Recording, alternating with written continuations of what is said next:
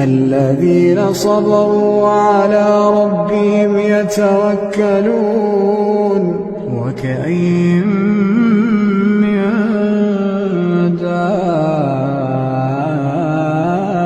دابة لا تحمل رزقها الله يرزقها وإياكم وهو السميع العليم ولئن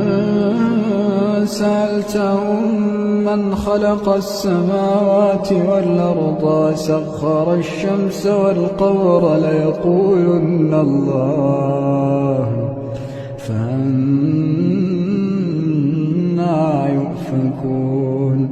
الله يبسط الرزق لمن يشاء من عباده ويقدر له